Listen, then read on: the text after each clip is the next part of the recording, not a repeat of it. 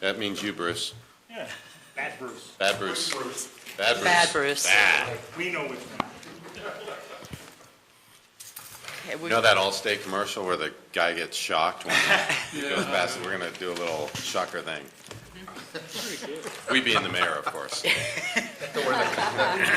collar. Yeah. Nice. I'm glad to Yeah, know what thanks. the royal we means. I know, yes. So we will begin our study session of June 5th. The entire council is present, and I will turn it over to City Manager Michael Penny. Thank you, Mayor. And just for scheduling purposes, the mayor has asked me to try to move through this relatively quickly because we only have an hour for the executive session, and the items that are on that agenda could take longer. And if we can't get through it, that means we'll be going back into exec at the end of this evening's meeting. We have till 6, but if we finish sooner, we can go into executive and try to get that done so we don't have to do it at the end of the meeting, Jerry. So I will move through this. So there's a lot of information that I'm going to throw out this evening, and the intent really is it's going to jump around a lot because there are no clear dividing lines in economic development. But really, this is going to be the kickoff of having the conversation over this next 6 or 9 months with the City Council about what else do you want to do in the realm of economic development beyond economic gardening. And just so everyone's clear, I think certainly the Council understands this. We are not stopping economic gardening. We are not diminishing economic gardening. Economic gardening is a tool in the toolkit. It is used by many municipalities across the country. They call it a variety of names. It's used by lots of nonprofit, chambers of commerce, different economic development organizations. It is a tool. And so what we're going to talk about tonight is starting to expand the Council's awareness and understanding of the other tools that are in there. And the big stack that we had given you was not intended to be read in its completeness this evening, but it was to give you a flavor based upon different communities across the state of Colorado. I believe there's 11 examples in there where other elected officials, these are all adopted policies by those representative communities, what those communities have defined as economic development. And so this is really a start. And so the intent for tonight is for you guys to think about those tools or methods that you believe you'd want to learn more information about. And what we will do over the next period of months is, rather than having me or economic development staff or community development staff be the talking head to you, is we will try to bring in some community members, whether that's elected officials, economic development directors, city managers from other communities that do that activity. So if you're interested in, Councilman Cernanek and I have talked about Lakewood as an example. Belmar and Federal Center are some good examples of urban renewal. And so if you want to learn about that, the challenges of how the council came together, created that vision, how did you work with the community, how did you work with the various tools, all of that, let's hear from Mayor Murphy, and let's hear from whoever their staff person is that is the person. And you can ask the people who actually did it and work through it. Boulder, as you probably saw if you looked at Boulders, they have a huge variety of programs that they have, and some are pretty out of the box. Get Liz Hansen here, who's their economic development director, to talk to you about that. So that's the intent tonight, is for us to leave tonight with you at least giving me some ideas of some of the areas you'd like to learn more about. Then I'll go to work on scheduling to bring those folks in or getting the additional information for you. So I'm going to stay pretty broad brush. Again, it's going to jump around a lot because these are all intertwined. To some extent, they're all nuances of the same concept. Assisting business, right? That's what economic development is. And as a side note, I had a good meeting today with the South Metro Denver Chamber, John Brackney and a member of his staff, about how we can partner in a greater fashion than we have in the past. And this is the concept here, is how do we take what we've been doing and make it even better? All right, two more precursors, apologize. Here we are moving at the speed of light. Want to let you know we've received over 70 applications for the economic development position. It actually closes tonight. We'll try to get it filled as quickly as possible. The economic development staff will be involved in this. And Jennifer, for your knowledge, if you haven't realized it yet or I haven't made it clear, it's going to be called Economic Development Department, not Business and Industry Affairs, which we just answer the phone and explain it's economic development. And it will be under community development as well. So we'll get that moving as quickly as possible. Keep you guys appraised of that as we go through. And the other document I'm going to pass out before the end of the night is a revision on the think tank discussion that the council had. You guys had shifted the responsibility to staff at the last time we talked about that think tank. So I've prepared a memo. It's not really in a memo format, but which I think summarizes and accomplishes the same thing in a different form. So I'll pass that out this evening. So, all right. So we are looking at economic development options allowed under state law to help new and existing businesses. And Kirsten assisted in this presentation, and because a lot of these have legal limitations, and to some extent you're going to be looking to your city attorney to determine the level of risk in some of these areas. And I'll try not to use words like laundering money and different things as we go into it. Because there are definitely some scenarios where you scratch your head and go, all right, thanks a lot. Got to have some humor in all this stuff. All right, these are just the folks that we use. They're by no means inclusive. Virtually every city and probably literally every city in the state has an economic development plan, but these are the ones that we pass to you. Jennifer, if you're interested, I can give you the stack and you can peruse it. All right, these are some of the goals, because one of the things we're going to be looking for at the end of this conversation is what is it that the Littleton City Council wants to accomplish with the goals that we are going to, what are we trying to accomplish with the methods that we're putting in? So redevelopment, obviously, you know, we have some shopping areas that are prime for redevelopment. A lot of what we have focused on is expansion and retention of existing businesses. That's what our economic development staff have really been focusing on. Small business advocacy, and this again is just taken from these other documents. We've got, I think the South Metro Chamber does a lot of that, but again, how can we partner with them? Residential development is key. We've talked a lot about the 25 to 34-year-olds. Councilman Taylor, I think during the downtown update plan, was pushing for transit-oriented development, get the people close to the light rail, get them close to the activities of Main Street. That creates the vibrancy. They're spending money locally, et cetera, as part of it. Develop quality workforce. We're going to talk about partnerships with Arapahoe Community College, potentially DU, to get people trained and educated. I'm going to refer to a couple other documents just that we, there's so much information on this, that's part of why it's hard to discuss, but downtown Denver, which I think you all are familiar with, one of their key areas, most of these I have highlighted, but this one, an educated population. You know, it's part of maintaining the quality of life, the disposable income, so they shop, they purchase, et cetera, et cetera. There's one of the key goals that communities have had. Economic, fiscal, health, and vitality, obviously that's key. A lot of the shift that communities are doing in Vail, the reason I wanted to put a mountain community in there is they're very much focused on marketing. And they've probably thought more about marketing than, and we can get you guys the handout, either on paper or electronically if you like.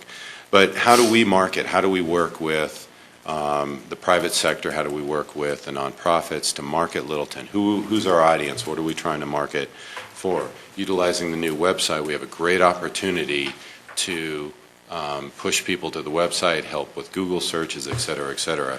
And a lot of places People want to go, and I don't know that this is necessarily accurate for Littleton, but they want to go and they want to stay in a green hotel, and they want to shop at, or they want to eat dinner at a restaurant that purchases food that was produced as locally or close as possible.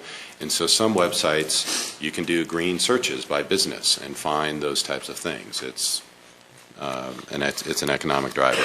Obviously, attract, develop new business, and revitalize older districts. So the 4 areas that we group things in that I'm going to talk about tonight, and jump in with any questions, please. City-driven, those are going to be those activities that are really initiated within the organization, either administratively or through policy direction from council.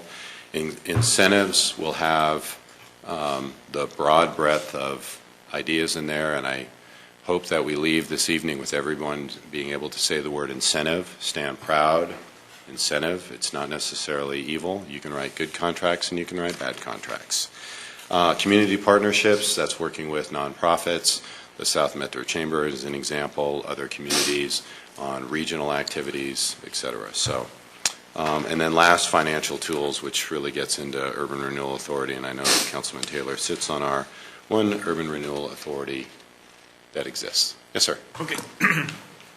Now, it's mentally obvious to me why we look at economic development to begin with, and we're going to be spending some time on this. I'm fairly confident that, if we do some simple projections for the city, we're going to realize that our economic projections are ones that are going to be a little frail unless we look at some level of economic development that the city's going to have. Our history and trajectory from a sales tax kind of driven city is one of those things which will be our threat is everything's working against us. Changing retail models to begin with, demographics of our own city, limited additional space that's green that can be developed, so that it's very important that this is something that we look at. So I might put a precursor a little bit to some of the comments is to say this is not totally an academic exercise to kind of say. It's not swelled up from, hey, we need to change the city. This is without taking a look at some of this. There's this huge threat that the city's going to have that this becomes something we really have to look at in some way to say, what are we going to be doing because our trajectory is going to be a failed trajectory unless we do something. Absolutely. And I would, just so the council understands, the government is a beneficiary of the success of our businesses. I am not, in my mind, we are not undertaking this process to figure out how do we get more sales tax within the city of Littleton. A healthy, vibrant community has good, active businesses that are sales tax generators. It has all the secondary, tertiary businesses that you've heard of, that generate things. It's the CPAs. It's all the small mom and pops. Our community is driven by the small mom and pops. It has, a good area median income families that are living in the community, that are participating. It's got retirees in the community. It's got that mix that creates the vibrancy and the excitement of it. To me, economic development is a component. It's one of the variables that plays into the conversations we've had before about our built environment, about our aging infrastructure, all of this. Certainly from my perspective, we're not going into this figuring out how do we put more retail in these four corners. That's not at all what this conversation is about. In fact, a lot of the things I'm going to talk about are really small. How do we help if Jerry runs a small business somewhere and his sign hasn't been replaced? How do we help him, encourage him, incentivize him to go and update that sign? And that makes an impact. One of the most tried and true ways for local government to do economic development and create incentive is to go improve the public right-of-way. there is example after example of if you go in and you widen sidewalks and you put in landscaping and you repair the roadways, those private dollars, it's like a magnet. They flow to that area of town. You can see it North Broadway. Yeah, I think that's called North Broadway in South Denver. There's plenty of examples. But thanks, Phil. I think that's, yes, this is not intended to, not picking this out of the blue. We're being intentional and thoughtful on this. All right. So, in fact, there's my transition right there, infrastructure improvement. So I really can't emphasize enough my both belief, and I think if you get anyone in here talking about economic development, investing in our infrastructure is key. And that's the examples up there. Transportation's obviously at the top of the list, but think about the bike and ped plan that the council recently approved. Getting that thing implemented and making a community walkable and bikeable is a key piece of moving people around your community, getting them to value staying in the community. They may or may not have to get in their car to go drive somewhere. They want to shop local. They can ride down to Aspen Grove, whatever it might be. And again, those public dollars, or excuse me, those private dollars tend to flow to those areas where the public rights of way have been improved. And we can bring you plenty of examples in that area. Land use is obviously undergoing. Glenn's been working on this one for a while. Looking at mixed-use zoning, and certainly the downtown area that was part of the debate and conversation, have the standard, you get the retail, you get the office, and you get people living above that. It's been tried in a lot of places. A lot of the live-work concepts haven't played out necessarily, where the artist is living above and they have their little gallery down below. But there's a couple of those. There's some areas where that has played out. But the general concept of having that mixed use, and it really plays well into our downtown, and I think is kind of the next evolution of what we could see in there. And there's probably some other places along light rail corridors, or certainly opportunities where we have vacant land to create the additional mixed-use developments. And then looking at our zoning, it says rezone to current community needs. Really, a lot of the zoning was created, and again, Glenn's looking at this from we haven't updated our subdivision regs in 30 years. So our subdivision regs were built for greenfield development, not, as Phil pointed out, really redevelopment of existing sites. As you know, when we had the tour on commercial, when Chris drove us around, there's very little vacant space. So we have our opportunity for redevelopment is to go vertical. South Park might be a great example in the commercial arena, where there is some prime opportunity to move some of those buildings in a vertical fashion. So looking at our zoning to see, is that something that the council and the community ultimately values? I don't know the answer to it, but we know we can't expand outward any longer. So we have our opportunity is existing redevelopment, and obviously new challenges in that, but certainly an opportunity. Mike? Yes, sir. I'm glad Glenn is here, because one of the things that... Me too. And when you're talking about this sort of thing, I think the comp plan we just adopted for the downtown area is somewhat anti what you've just said. Mm-hmm. And so I think that the council's going to have to look at probably some amendments to that plan if we keep moving forward in that direction. Hold you. And making it a little bit more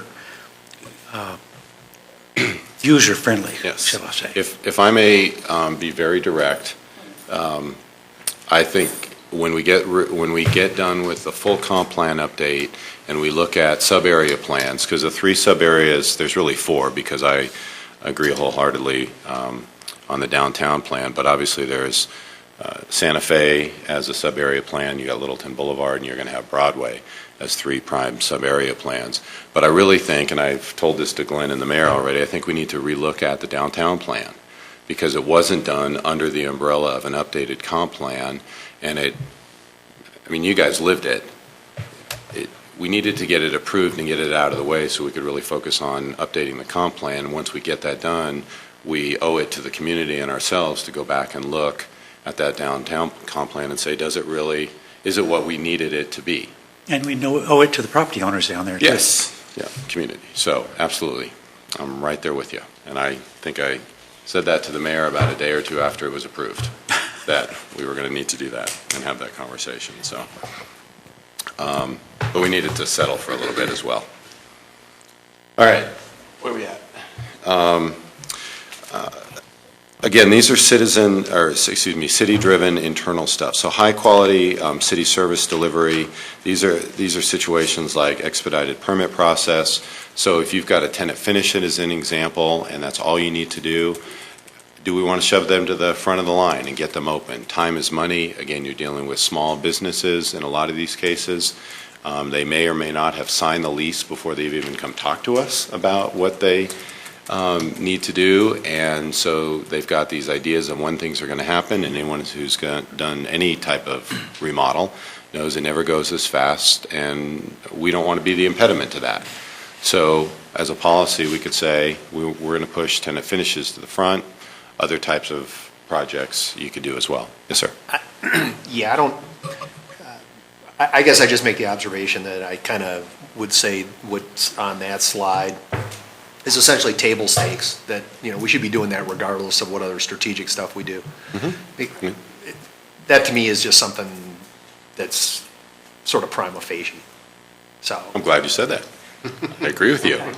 But it hasn't been, it's certainly from an administrative side, but it's good to have the council saying we concur, because there's obviously people who, if you're operating on a first in, first out basis, that tenant finish could sit behind, and those people who now get pushed, if we're going to shift that, they're not necessarily happy, because I wanted my deck yesterday as well, because that's another example Glenn and I use, is the couple who wants to put their deck on there. And obviously that's, if council says, yeah, we really support that as a procedural thing, these are easy ones to cross off that list. Well, and I think the sort of the glue there is the whole web support, because if a lot of this can be done electronically from a process flow standpoint, it's got to have enhanced productivity with it. So one of the things we're going to be bringing forward to the council is I'm not exactly sure what we're going to call it, but I'm going to use the term business license, because I don't know that we have a better term right now. But I think all of the council is aware, we don't know how many businesses are in town, because what we have is a sales and use tax license. And so somebody might call up right now and say, do I need a business license? I am a CPA or something like that. And they say no, and they hang up the phone. And they're supposed to still get that use tax license, obviously, but they don't. And so what we've been talking about at the staff level is, if we combine that license, if you will, into a kind of the 3 licenses in one, a business license, a sales tax, and a use license. And part of this, and the reason I'm bringing it up now, Bruce, is I want to put it on the web, make it as seamless and electronic as possible. We've got an opportunity with online payments, however we want to handle this ultimately, but if we know all of the people who are doing business in our community, back to the marketing concept, we can leverage the internet and the fact that we have all those businesses, leverage our partnership with the South Metro Chamber, those types of organizations, and we can market in all kinds of fashions that we haven't ever even thought about or discussed. And we can also tell you how many businesses we have in town, and potentially get a little closer to how many employees work within the city of Littleton. And so that's an action that's going to be coming before you before too long. And so hopefully we'll get, probably July timeframe, I think is what we had talked about, bringing it forward, late July, early August timeframe. And we'll talk more details about all the benefits that can come along with that and the details around it and all that. But it's really driven for benefit of the total community, capital C. I'm going to back you up a couple minutes. Yes. Is it an either-or process? I'm sorry. Getting folks through the pipeline that are developing business versus wanting to patio out back? No, obviously not. I mean, I know it isn't, obviously, but if we needed another employee to make sure that we could keep this through? Wouldn't that be great if we had enough development projects that we were looking? Yes. Yeah. Oh, if we got to that point, and don't get any ideas, Glenn, Yes, yeah. We're as we've all talked many times, as we move through these conversations, if we need to reallocate resources, add more staff in particular areas, I've been, and part of this conversation on this whole, on the business licenses, let's use electronics. We've got the databases in place, and we've got the systems almost in place according to finance. We're not quite there yet, but once we get there, we should be able to minimize the staffing requirement for it and automate it to the greatest extent possible. And I think it was Bruce that mentioned, the more that we can get online permits, that deck permit, if we can set the criteria, you've hit the setback, you're not going to be this much high off the ground, thereby not needing railing, those kind of things.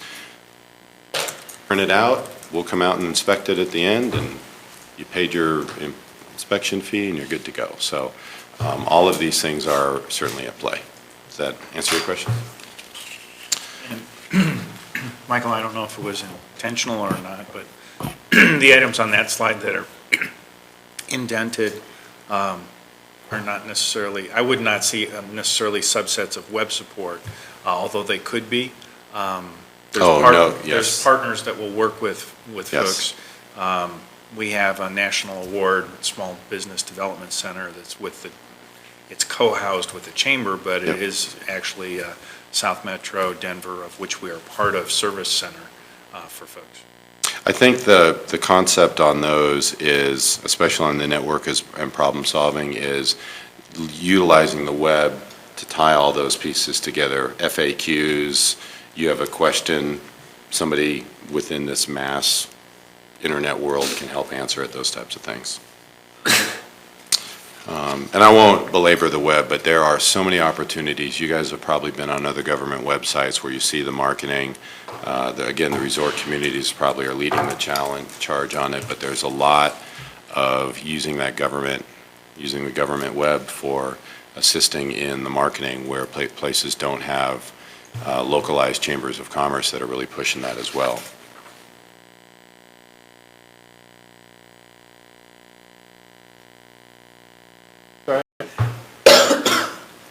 Talking that long on each slide, you're going to sleep.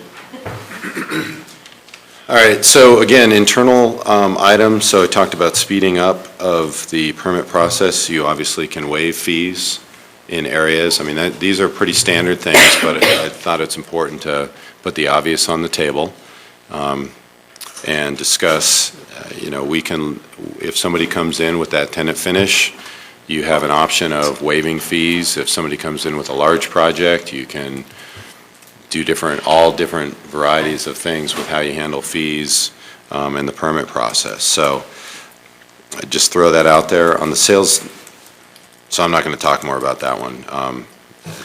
If council's interested, we can come up with some proposals on what types of projects we would recommend that we do that for. Different ways to do that. The sales tax rebate and shareback program, this is separate from, we put it separate from the urban renewal because this concept can be done by ordinance.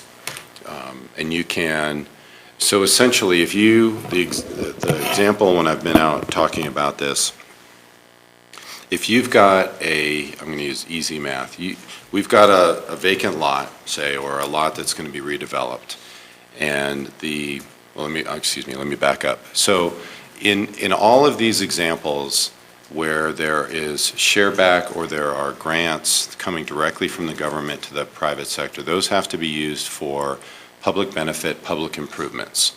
So it can't be used for interior remodel, refinishing types of things. It can be used for facade repair, it can be used for landscape improvement, parking improvements, infrastructure components, those types of things. To some extent, you're going to be looking to your city attorney on any given project to say, does this pass the straight face test? Because when you look at some of the examples, some of them, their definition of public benefit are fairly broad. And whether or not that is a risk or a place that the council wants to go. A lot of them are pretty clear cut. You're building a road that the public's going to access, you're putting in a signal, those types of things, clear cut. I'll give you a specific example. It comes not locally. Seattle. You get green space credit for planted areas. And it's a little bit a stretch when that planted area happens to be a rooftop on a building that has secure-only access. There you go. So unless anybody complained, they're probably going to continue to do that, so, or filed suit, I guess. So that's the kind of the bookends, if you will, for it. So a sales tax rebate or shareback program in its simplest form would be, you've got X amount, similar to tax increment financing, you've got X amount of money coming in from a site, so let's pretend it's vacant. Say they're going to put in $500,000 worth of public improvements, and they claim they're going to bring in $100,000 a year in new sales tax. And so we tell them, okay, we'll share with you $50,000 a year over a 10-year period, that they could recoup their costs. And of course, they're going to want interest and all that kind of stuff, but just for easy math. And so we tell them, hypothetically, we're in that $100,000, we're going to take the first $50,000, you get the next $50,000. So you're shifting burden, for example, onto them to be accurate about their sales tax projections. And we say, we'll keep anything over that $100,000 that you're going to bring in. So say year one, they bring in $90,000. Well, we still got our 50. They only got 40 toward their repayment of their $500,000 public investment that they received. And we were bringing in 0 before, so 50 is great. Next year, they bring in 110. They got paid their full 50 back. We made 60,000 from it. And again, very simplistic form. None of them are quite this straightforward. But in essence, there's no risk to the city because you've improved whatever lot it was, vacant or redevelopment. The developer, unlike urban renewal authority where you are indebting and you're bonding and then borrowing the money and repaying that debt, the developer took the risk because they had to front that infrastructure cost. And whatever the agreement is, you work it out for whatever that period of time. And you can be really nice and give them the first $50,000, and then we take anything above that, so they're assured of getting it repaid, and you know, you work it out however you want. But the key component to that, I think, is that the developer is responsible for upfronting the capital, and it's through those dollars, without debt, it's through the sales tax projections and revenues that they get repaid out of that. Again, very different than urban renewal and tax increment financing from the debt perspective, so we'll talk about that. And I have seen this work many times. It's complicated because nobody, as I said, is going to agree to that ease of agreement because they're going to, you know, you take the first 10 grand, then we want the next 50 plus we want a 8% interest included in that. But you decide how important that project is to you. What's nice is it puts the onus on them, on the developer, to be real about their sales tax projections. If an urban renewal authority is borrowing the money up front, the developer has less interest. Obviously, it goes through bond counsel and all of that to review it, but the risk isn't to the developer or isn't as great to the developer as it is if they've got to front that. It also makes it harder in this era to get the money to do it. Is this the thing like Centennial did? What did Centennial? Centennial Promenade that I told you about? Sorry, I'm not remembering. There's a shopping center that was. Yes, I'm sorry. Okay. And it was in unincorporated, and they went to Centennial and said, if you annex us in, well, we would like you to annex us in because we would like to do this share back. And so they did. They annexed up in, and so Centennial's getting the sales tax revenue out of it. It's the shopping center with the REI off the county line. And then they're using that money to redo all the roads and the parking area in that. Signage and outdoor lighting. Of course, you still, when you get near there, you get sucked into the IKEA vortex. I've been able to, I did for a while, and now I've taken the serum to protect myself. Michael? Yes, sir. And so the manner in which that would happen would be through a council resolution? Ordinance. Ordinance. Yep, you would actually create an ordinance with that specific project, if you will. Let's see, incentive policies. So, again, goes without saying that to the extent that we can use others' money, we certainly will. on any of these types of programs. But facade improvements, which I wanted to point out, is essentially, we already do incentives in the Historic Preservation District. It's the $25,000 that the council appropriates. You're encouraging, incentivizing people to maintain, repair their facades. You can take that concept and move it anywhere you want. You can do it on Littleton Boulevard and encourage people to redevelop. Same concept with the signage improvements.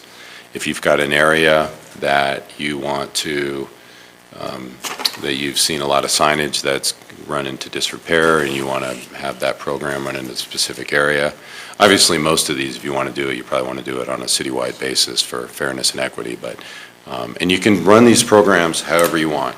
On a signage, signs are expensive, but again, for easy math, say it costs $1,000 for a new sign, you can say, we'll grant, if based on these criteria, you've got to bring it into conformity because you might have a non-conforming sign, so another encouragement, another enticement. We will grant 50% up to $1,000, so you can get a maximum of $500 if you redo your sign.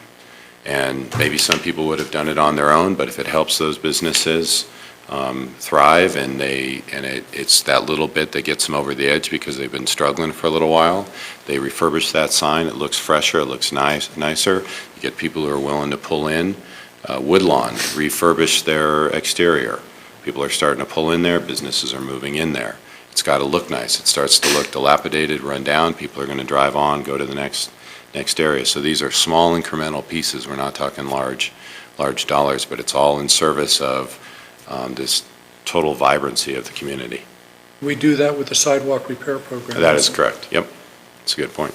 50/50. And again, I'm not going into, I just want council to understand that there are, and especially in here, those councils through these policies we've given you, there's a lot of examples of they'll pay 25%, they have caps at $100,000 and this, that, and the other. Those are fully at your discretion. And once we start to drill down, we can talk about the pros and the cons of the different ratios that are in there. Because obviously there's costs in all of this. That money comes from somewhere, and there's only a limited pot for it. So I'm not trying to, again, I'm trying to stay fairly high level. Yes, Phil? And I understand trying to stay at a high level. Basically, Michael, I think what you're saying is with thoughtful, good contracts or agreements, you can achieve the city's goals without necessarily depriving the city of a trajectory of revenue that may occur. The other part with it that becomes very important is be careful with the specifics of any particular item, because you may be in a position where what we do need to do is be a little careful that we're not setting precedents that we're not willing to live with if it's applied in another part of the city or in another section or in a different business, in being in a position to be able to measure that as far as the pros and cons, that we're not locking ourselves into something that's not, and I'll use the bad term that no one wants to use, sustainable. Absolutely. I mean, obviously, if you do a sales tax shareback program, you've got to have a policy around what qualifies for that. And I've seen them as small as restaurants that add additional tables, and you look at their sales tax over some mutually agreed upon period of time. They're going to add 10 tables, and maybe they had 20, so they're adding a 50% increase based upon that. So I've seen it as small as that, and I've seen people cap it. Obviously the ones you read about in the paper are the Walmarts and the Gaylords and all of that. And so I think Phil's right. When we start to drill down in this, we'll have to be clear about what the expectations of the council, what are we trying to accomplish in this. But the sales tax shareback, the great thing I think about that one is, as I said, there's no risk. And you had X amount of money coming in, which might be zero, and now you have Y coming in. And if that business is not as successful as it anticipated, you're still getting more coming in than not. And again, you've improved that facility, that corner, that development, whatever that is. And businesses come and go on a regular basis. And so some business, once that infrastructure is built, some other business will eventually go in there and do that. Obviously need to be cautious. The classic example is a big box that goes vacant and how you handle that. But I don't think we have too much to worry about there.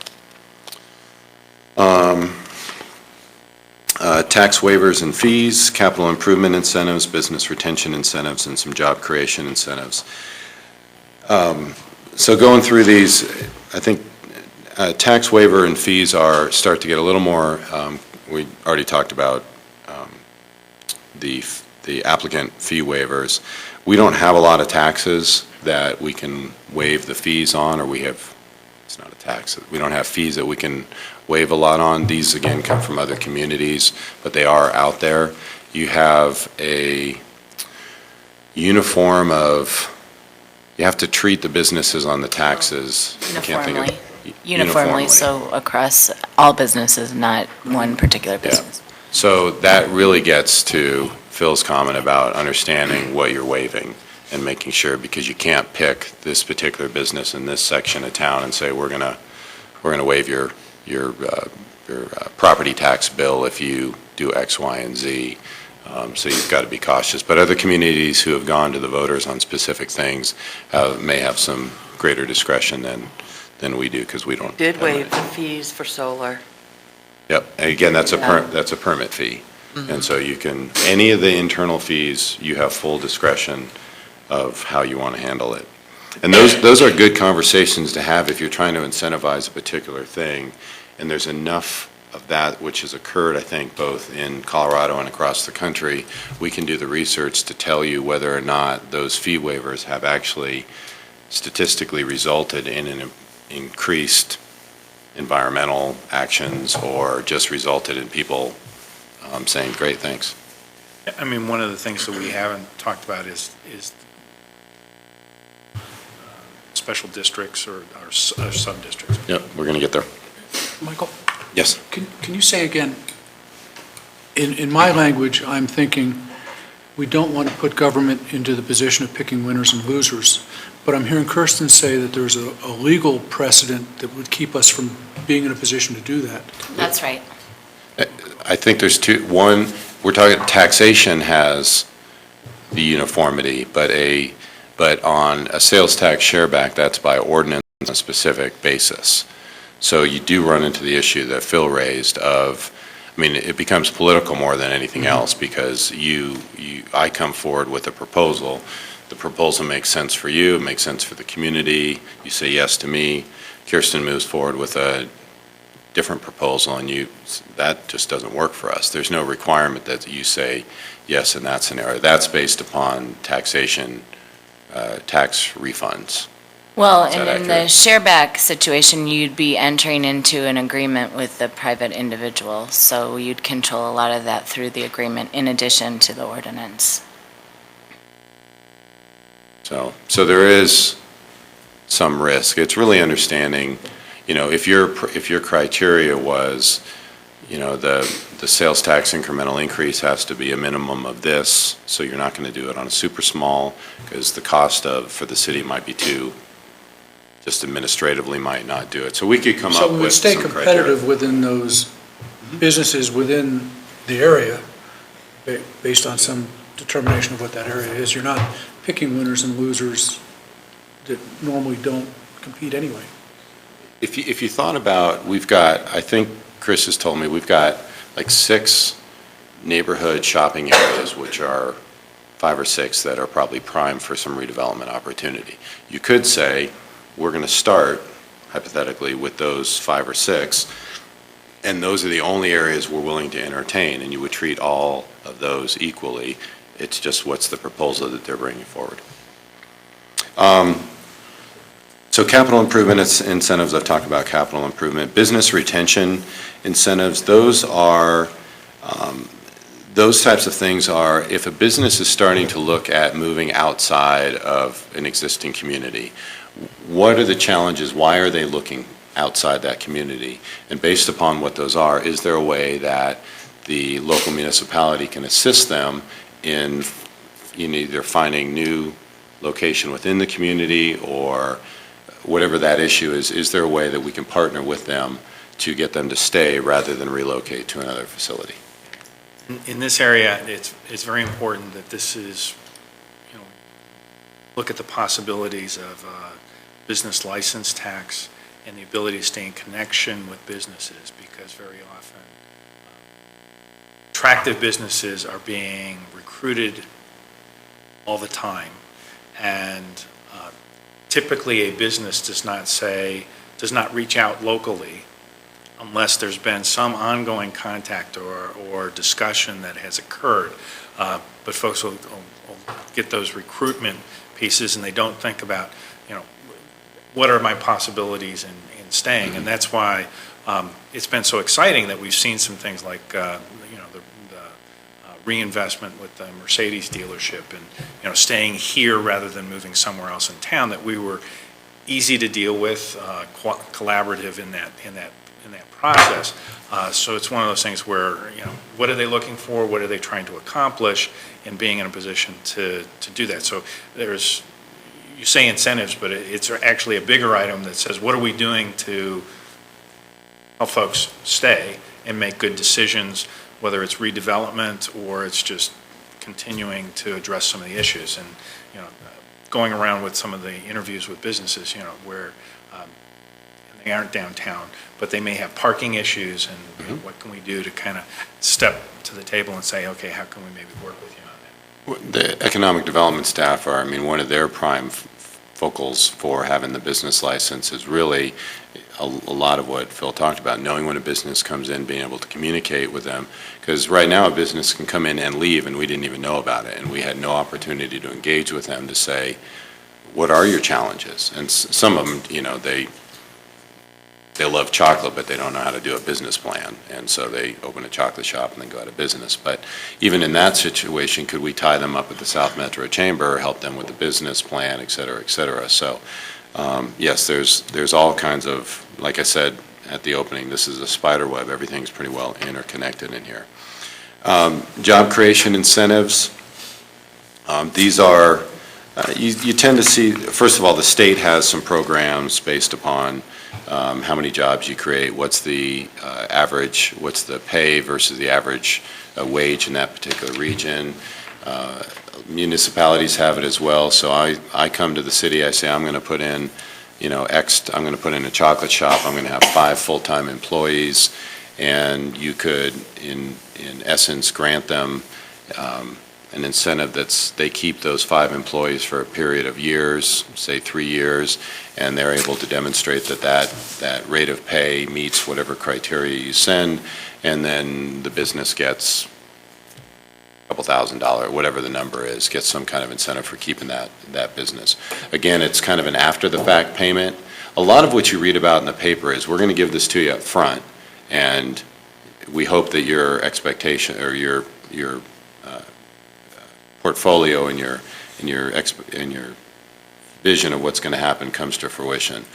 What you tend to see at the local level is the reverse of that. Prove it to us, and then we will grant you that waiver after the fact. So you keep that job for 3 years. I think the state actually requires 5 years for it, but some period of time, and you've got some discretion in there as well. Whether that helps a business substantially, I don't know. But it's one of the things that communities use. You guys can decide whether or not that's something that you want to look at. I think the state gives $500 per position. I think it runs up to probably $1,500 per position based upon whatever that criteria is. So it's not a lot, but again, it helps that small business.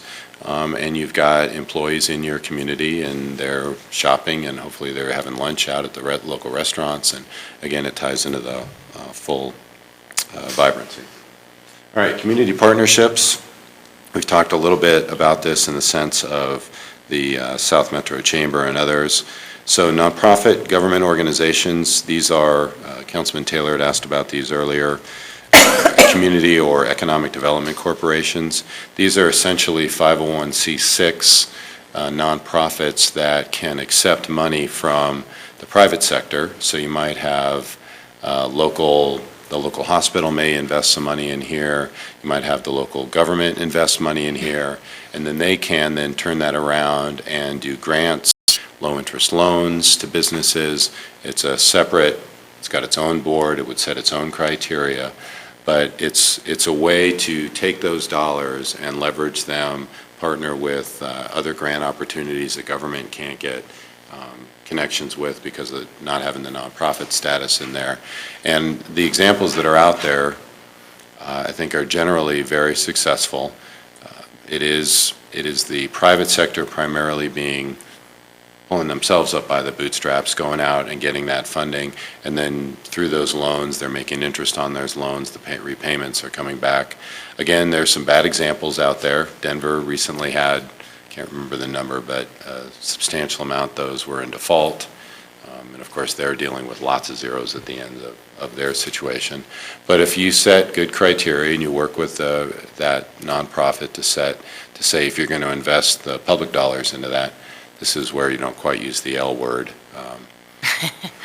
But it's an interesting way to take those public dollars and move them into loan scenarios, which we can't actually do as the local government. But may be very well, since we don't have a Littleton Chamber of Commerce, may be something that within Littleton makes a lot of sense to create. Might be something that on a regional basis, whether or not it matches any other nonprofits' boundaries, might be something to think about and look further into. Local business community is really all around primarily the South Metro Chamber in our example, working with chambers of commerce, though we've got somewhat of a connection with the folks along the I-25 corridor. We're outside of their actual boundary, but it's working with partners. The other, when you think about local business, small business loans, there are banks that specialize in microloan programs and SBA, I think 7A and 504 loans, I think. And so tying those folks together and putting that small business in touch with those banks that specialize in those SBA loans and it's just another resource that you can offer. And of course, sister municipalities, we've got examples where people do sales tax share sales tax if it's something that's bordered over. The impact is in a neighboring jurisdiction, so you share sales tax. We don't necessarily have good examples here locally, but there are plenty of examples where communities have come together and said, you're going to put the big box on your property or you're going to get the development over there. We, the neighboring jurisdiction, are going to have the impacts of that. How about we come together and we develop an IGA by which we can take some of those dollars, share those dollars so we can make sure we improve our roads, et cetera, et cetera. Or you just jointly go together on projects. We've talked with Inglewood, as I think you know, on north, again, Broadway, our north corridor of Broadway, their south corridor, that if we do any kind of improvement out there, we ought to do it jointly, in a form of economic development. And there are nuances within all of these. We could spend an hour and a half or 2 hours on any one of these. Oh, I've got the bank loans on this page. It is 504. So working with South Metro Chamber, as Phil mentioned, they're going out and talking to a lot of the businesses. And so if one of the things the businesses said was, hey, we're having trouble attracting qualified, trained employees in this particular area, what a great opportunity to go to our local education facilities and say, hey, we'd love you to set up a program for this, for that, for whatever need our business community has. And there's obviously a partnership existing with ACC that we've got in place, but if we really understand what the business community needs, I think we can increase that partnership and get those people educated here, living here, educated here, and then working here. Arapahoe Douglas Works may also be one of the people that would help with that workforce development too. Yep, that's a very good point. One of the things that the Chamber also talked with is you talk about the academic environment, but it's also some of the policy possibilities around something like leadership development if a business is here and with their executives to integrate them into the community for those folks that might be moving to an area. Let me also, real quickly, on the part of where I think the economic development corporations and some of the ability of the nonprofits to do some of those small loans really falls in with, there's a lot of places where the banks, especially in the new banking world, where the banks can't loan in that small kind of stopgap area. And those might be somewhat high risk, but they tend to be lower dollar amounts. And that is an area that the Economic Development Corporation or the Colorado, I forget what the name of it is, the Enterprise Fund, which gets created through an Economic Development Corporation, can loan and help bridge that gap for a business that's out there. So, all right. Financial twos, grants, as I said earlier, federal, state, nonprofit grants. Urban renewal authorities, you all know we have one. Unfortunately, it's not currently a success story, but may again be one.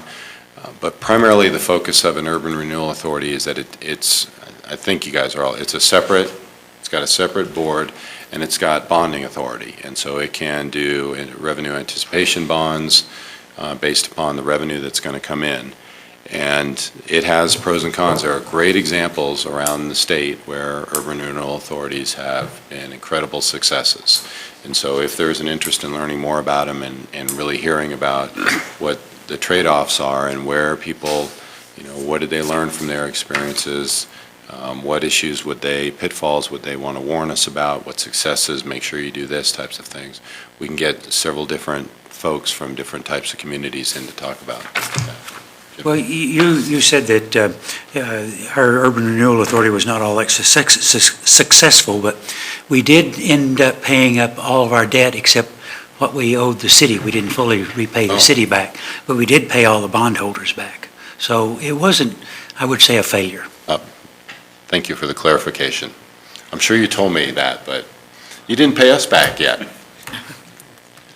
And hopefully, when I say hopefully, it'll rise again, because I think that particular piece of property is a great opportunity for us. And other than that, it's the same criteria that we have discussed previously.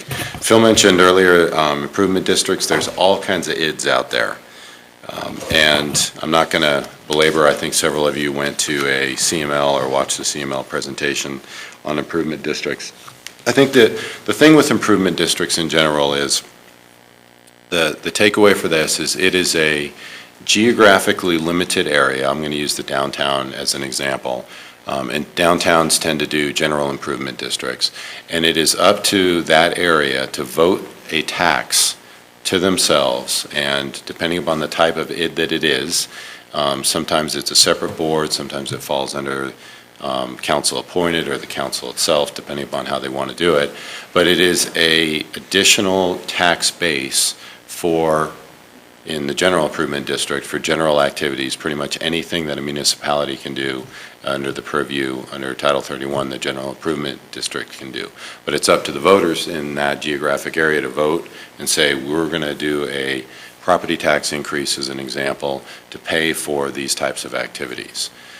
Business improvement districts have a wide range of responsibility that they can do. Those tend to have a marketing component. I think there's a specific section of the statute that calls out for the marketing component of that. But it really takes working with the local property owners to move forward and do that. And you can use them for a variety of things. There's other things that the council can do that are more fee-based. So we've got Transportation Improvement District down there. You can set it up as a fee based upon, for example, linear footage on a roadway to pay for road system improvements. So I've got 50 linear feet in front of my house. Based upon whatever the redevelopment, whatever the cost of that, the area that you've done, it's going to be $1 million. There's X number of linear feet, divide that up and do it through a fee-based system. Obviously not all that popular with a lot of folks because I'm already paying my taxes and why don't you maintain the roads. But there are other nuances that we can drill down to as well on that. And so that's the PowerPoint in an hour and 5 minutes. There are, I just wanted to read you a couple examples out here of what other communities are doing. There's just 2 or 3 of them here, I think. The City of Westminster launched a program that provides small businesses with assistance for capital projects. Businesses with 25 or fewer employees can qualify for grants up to $5,000 for capital expansion.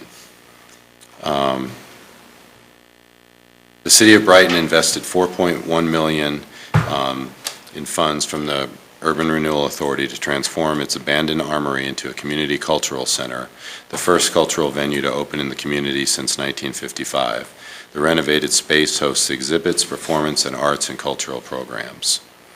A lot of communities have developed buy local campaigns, and some they've got, for us it'd be like Littleton Bucks, and you get those out in the community and people can actually use those. Again, these are small incentive examples. Not everything has to be an Urban Renewal Authority or a shareback, but there's a lot of different, just a whole breadth of options that are out there for you.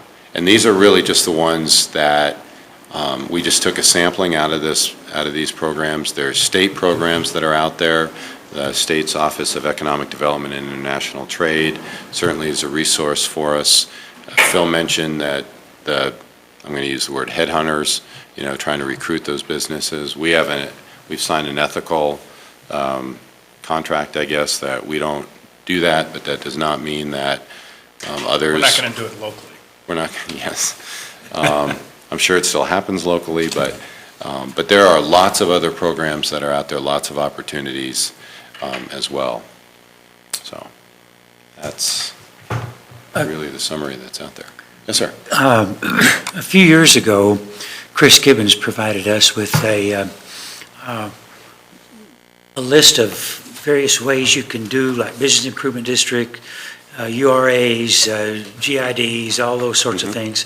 Might have staff resurrect that and send it back out to council again, just as an educational piece. We can definitely do that. And CML, I know Peggy went. Yeah. I don't know who else went. Yeah, we have, yes, we will. Sending it to me and finding it now, Peggy, are 2 different things. Yes. So we will, this is actually their PowerPoint on it, and I think it goes into some level of minutia, but we can certainly send that out. Well, what Chris gave us, I think, were just paragraphs, so long, like Okay. I page and a also, half. I also put together an outline that we can probably work Okay, together yeah. and then circulate to you Yeah. all. I'll take the next step and take the risk and be one of the first ones out there. At least as far as some things that I think would be helpful to us to learn a little bit more about is as good and interesting and passion that came about with the Glendale story. I would like to hear about the Lakewood story. It's almost eerily familiar in that the mayor at one point in time was head of the planning commission and helped on a comp plan revision that ended up, at least one strong component of that has been Belmar. And while we're hearing quite possibly from Bob and whoever he wants to bring into that, hearing about what they're planning and doing around the Federal Center would be something that would be good as well. As much as I don't have granola for breakfast, one of the things that we share in common with Boulder is the fact that from a different perspective, they've placed a boundary around the city essentially with their green belt in that, and so have constrained space. And how they're dealing with that, as well as anything that kind of comes in as complementary to some of the green space, recognizing we have some very nice amenities here in the city. And to hear a little bit of their story about some of that would be something I would think we would benefit from. And I don't know if it's the mountain towns around marketing, because primarily what they're looking to bring in is tourism, and I think that becomes a piece of where we are. But one of the things that, if there's a way to kind of look at where folks are marketing themselves, making themselves easy to find. And for that, it's as much, a lot of these things have the opportunity to work. Where things haven't worked is where folks have kind of forced or brought a business into town that didn't necessarily have the attributes where that business is going to necessarily thrive. You know, it's kind of that meshing up to say, you know, the types of businesses we want here are the businesses that are going to thrive in our community, so that it's not kind of, you know, looking to squeeze something in. And you know, that's something that becomes pretty important because, you know, we're not interested necessarily in the mercenaries that are going to kind of, you know, follow the dollars. We're interested in folks that are going to thrive in the community and share some value in where we're at.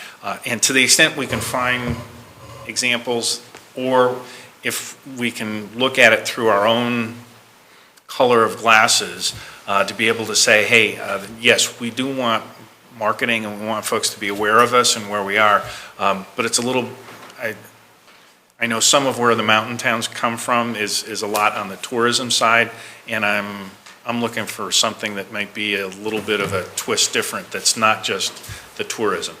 And one of the other documents I brought was from the 2011 annual report from the Denver Visitor and Convention Bureau.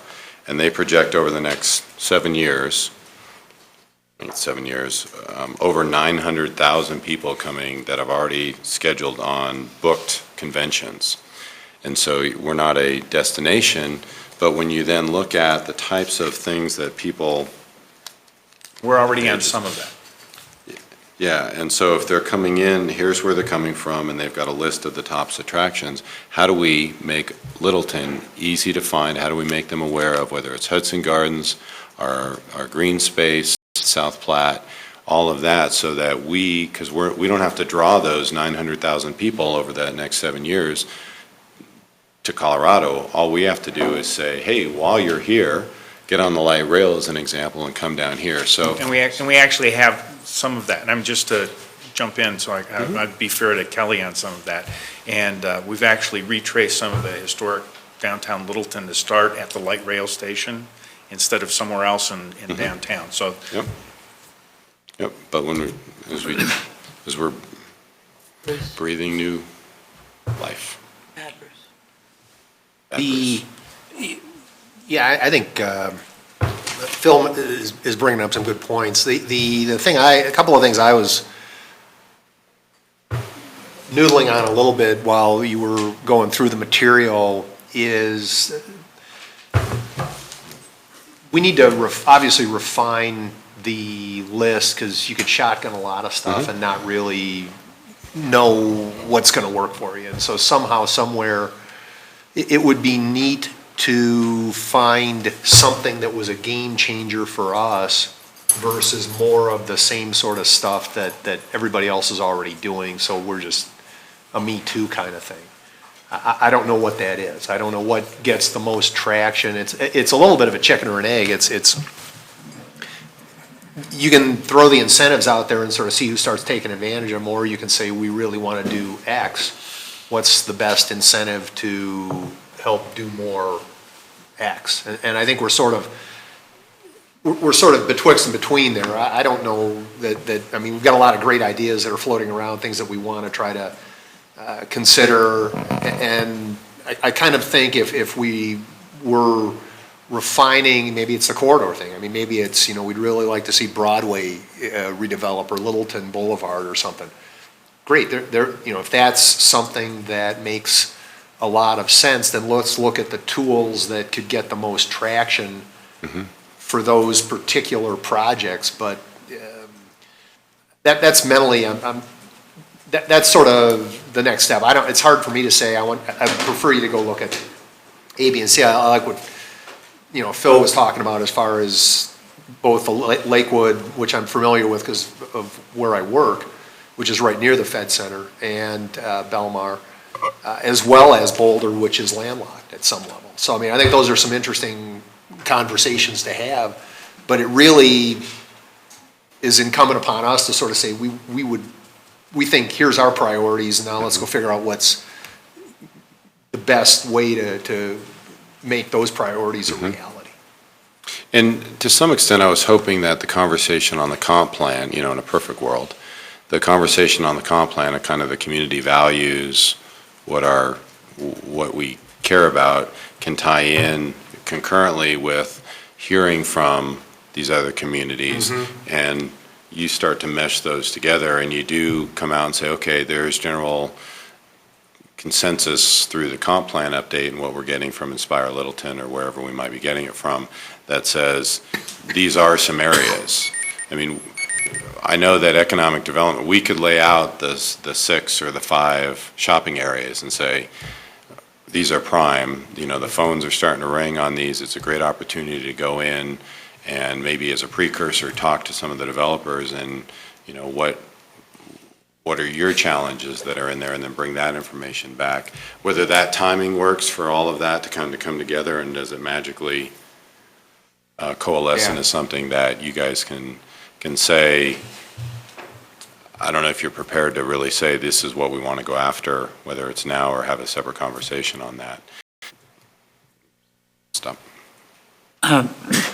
You want some feedback on that, all this information you sent out to us?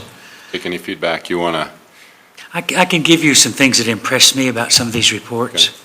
Then let's bring I some thought of those Castle things up. Rock's was a very unique incentive program that they had that was different. Greeley had a economic visioning process that I thought was different. Longmont with their downtown objectives, even though we do some of the things already, but there are other things there that we could learn from. That was in the Longmont plan. The Pueblo mission statement that they had, I thought was a good start.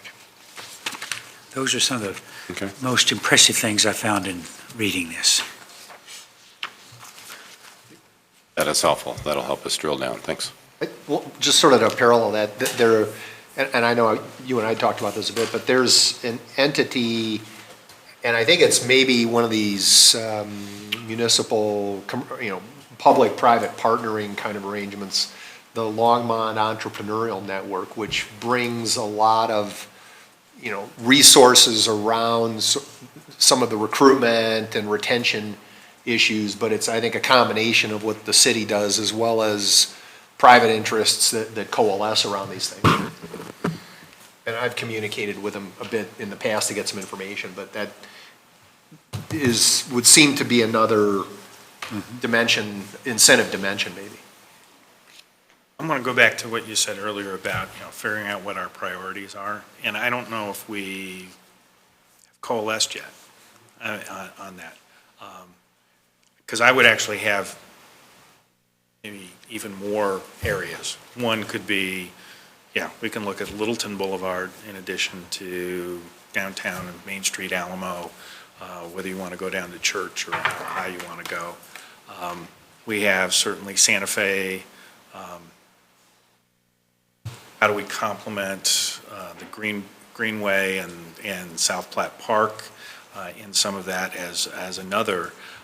But in addition to those, I would throw in, we have South Park and the healthcare unit that's kind of, I don't look at that as Broadway, although it spans some of Broadway, is actually a little bit beyond that. And then we also have a little bit of our industrial area that's off of Santa Fe, but I don't look at it as necessarily complementary to the park because it's on the east side of the area and county line and that. And so those are all areas, and I mean, those. I don't know if I have one priority over the other as much as to say, do we have something that works in all areas, or do we need to focus on some of them as in a little bit differently? And that might be something we task to staff to kind of help resurrect some of the studies that have been done and refresh them and kind of say, okay, here's in the context of what we may be learning along the way, How would it apply here or there or elsewhere, and what do we do? But those would be, as I'm looking at where businesses are, because then we also have even the micro businesses that are all over the city. And keep in mind, tonight was intended to be, because the conversation historically has been economic gardening, and so we as the staff felt like we just wanted, we want to start that conversation, and so we weren't really focused on, actionable items that we were going to put in place today. Certainly, if there's a desire to make sure, and we are doing this, to make sure that the statement of we're open for business is actually being realized when somebody walks through the door. We're getting new signage for how to get in the building.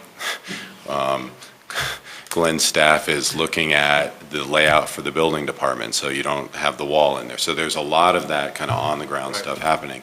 But we really, we didn't want to assume that you guys had been educated or informed on this breadth of it. So today was, and we're going to hit 6 o'clock, but, today was really to lay that out, to make sure that all 7 of you were bringing you up on the evenness of information.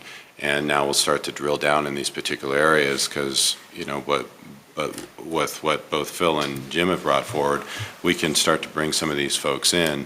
And my hope is, as you're thinking about however you define in your own heads the different areas that you have, you're taking and going, okay, it doesn't really work for us here, but this other piece may work for that.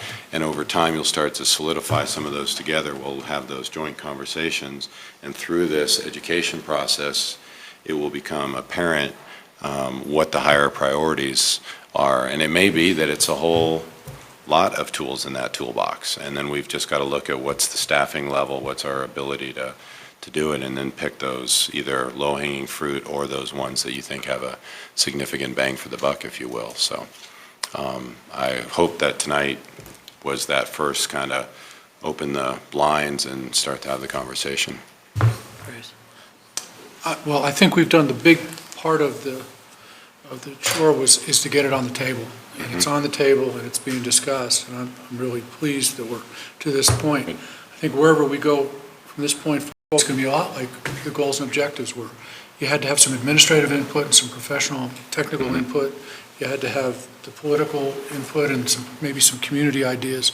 So there may be still some process that has to be done before we start figuring out which corridor it is. The other piece of that is, though, as we've said with a couple of the other projects that we've talked about, there's some timelines, because the clock is ticking in some places that we just have no control over, and we've got to get ahead of.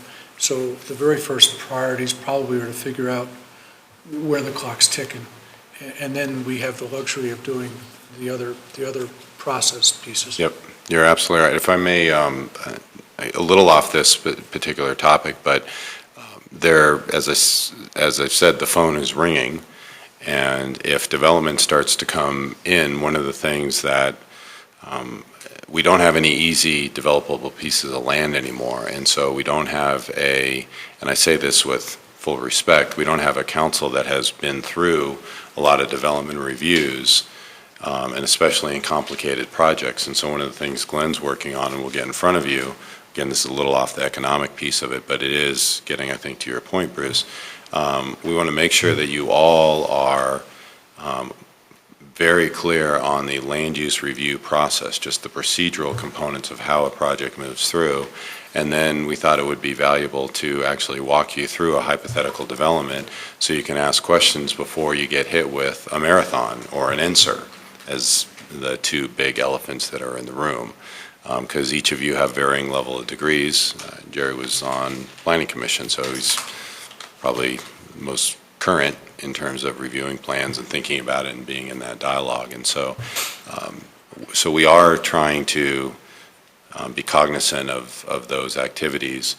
Glenn is continuing to work on some of the code amendments that we've been talking about, so that we are as prepared as we can for when the phone stops ringing and we're actually going to close it. Not we, but when closings occur and developers come in, that our code is in place, so we're not saying, oh, if we only could type of thing.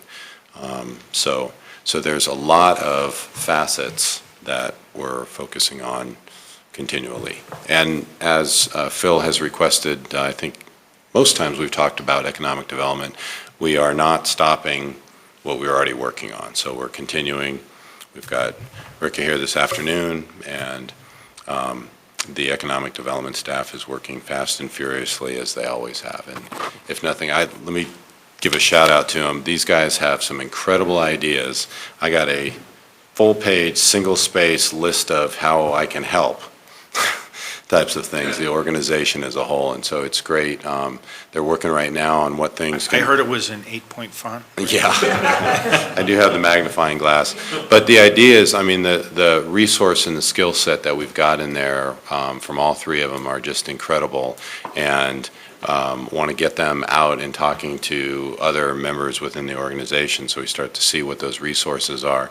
And I think merging them with CDD and talking about how that process could be as seamless as possible. I apologize for expanding on your comment, but these are all, it's all part of the same thing of making us a vibrant community and make sure that we're focusing on economic and community vitality. Are you going to pass out that material? Oh, I'm sorry, yes, I forgot. There's And probably I would more. echo somewhat of what Michael had also said, is that this is really a, can be upwards of, I think we're anticipating about a 9-month program that we're going to go through on economic development and what is out there and what is happening. This is, I think, only our second real meeting on it at this point. So we have a long way to go on this, and there's going to be a whole lot of other ideas brought to us and other things that are going on throughout different communities. And so keeping our heads actively thinking about it, but also staying pretty open and flexible, because as we get new information, our thoughts can start to shift and change too. Wanted to share also with the council that we have fortunately secured Mayor Hancock, and he will be here July 24th. So we are putting together a economic development symposium, and we are including in that, you're going to have to help me with the... Tom Clark and the gal from DU. Phyllis Resnick From DU, and possibly a couple of other folks. So that we have also extended an invitation to our neighboring communities for their council and staff that they felt would be appropriate to plan on that. Time? It will start at 6. The time right now is 6 to 9, and Mayor Hancock will be there from 6 to 7. July So, 24th? yes. So that's a heads up for you guys, and more information will come out. What? I just was saying, did an Outreach. Till 6:30. Till 6:30. Right. When Mayor Hancock can come from 6 to 7, I know. we'll get these guys out of there. And the purpose of this is to The continue council the, doesn't go to those. this is the that's not the, we're okay. So the mayor our mayor, has wanted Mayor Hancock to come and talk about regionalism, and it's kind of those other partnerships and resources. So it gets to how do we benefit from the work that Denver is doing, and I think Mayor Hickenlooper started this regional approach, and Mayor Hancock has certainly carried on. And then Tom Clark has a great presentation about future growth in the residential and commercial areas, which some of you may have seen. It's available. And then Phyllis Resnick, and it might be Charlie Brown, depending upon who we can actually get to make the presentation. I think we saw it at the CML. They've got a great presentation on the future of the state's general fund, and the implications, of course, on older demographic, buying services, not goods, and how that affects local government in terms of grants, share back of, unfunded mandates, the implications of that. So it's again, part of the multifaceted world that is economic development, and getting this council as educated as possible on all the impacts. In some of that, when Phyllis is here, can she talk about the work that she's also doing with Dr. Cog that has to do with transportation and the economic modeling for an area with transportation implications. That modeling, and I know it's not complete in its effort with Dr. Cog sometime this year. Is that, Jim? Is that my recollection? Supposed to be into the Yeah. And so it's getting very close to that, but not just the state, which some of us may have seen at various points in time, but also some of what that tool and the implications of some of that, as Dr. Cog is looking at bringing economic vitality and understanding how it gets impacted with transportation. We will see what we can do. Yes. If there's nothing else, Yep. anything else, anyone? Okay, then, Thank you, Mayor.